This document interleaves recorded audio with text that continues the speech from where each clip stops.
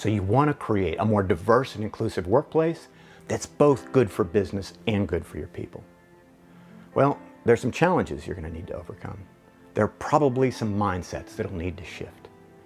Hi, I'm Jeff Schwiezo, and over the next 3 episodes, I want to share with you the 3 most common challenges that I see in working with teams and organizations that try to bring greater diversity of thought, experiences, and perspectives to their work, that want their people to feel more engaged and included in shaping the future of their organizations.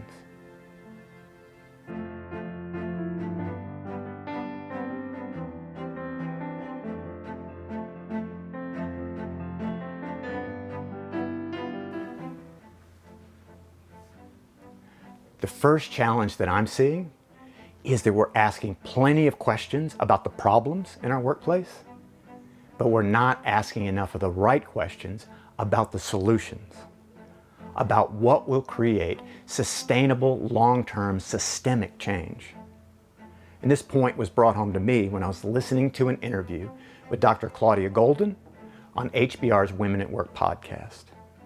You see, Dr. Golden is the leading authority in gender wage disparity. And the interviewer, Amy Bernstein, kicked things off by asking about the headline statistic in the gender pay gap discussion. Let's start by addressing the commonly held belief that women earn 80% of what men earn. Is that true? What are you saying? In response, Dr. Golden chose her words very carefully. It is true, but it has a definition, and the definition is that it is the ratio of what the median woman earns who's working full-time year-round over the same for a male. All industries, all roles. But it was the discussion that followed that really caught my attention, because she went on to say, the issue is that the gender gap is not a single statistic. So across a person's lifetime, it's going to change.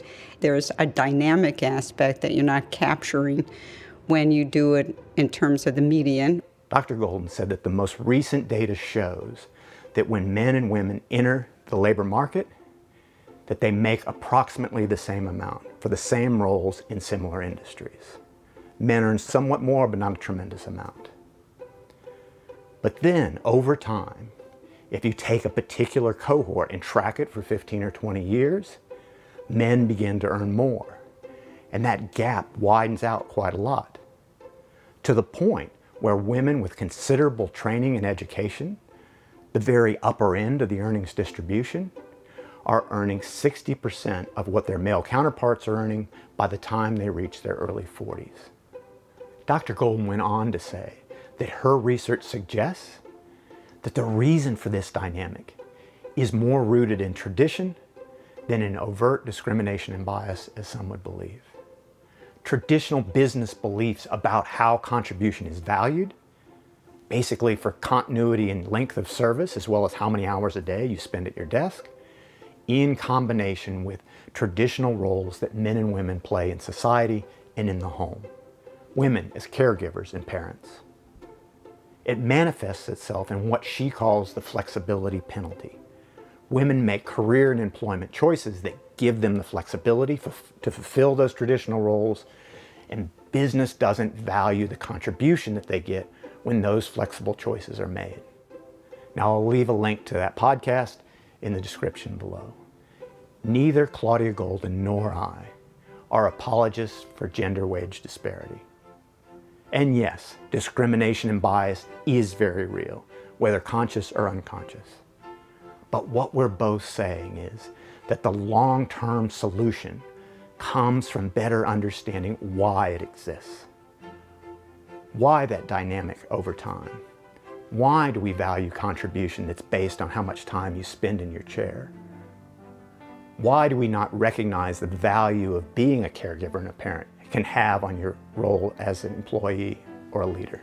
And I think the pandemic has given us an excellent opportunity to start to challenge some of those traditional beliefs.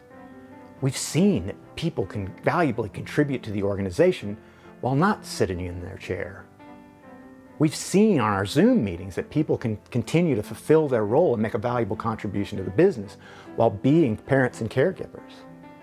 And it's when you start to dig deeper and answer those sorts of questions in your own workplace, that you'll gain the insights necessary to create a powerfully diverse and productively inclusive organization. One that stops the same traditional gaps from playing out over the next 15 to 20 years for anyone entering your workplace, irrespective of gender, ethnicity, or status roles. And I hope you'll join me in the next episode where we'll talk about an even more pressing challenge for creating a more valuable, diverse, and inclusive workplace.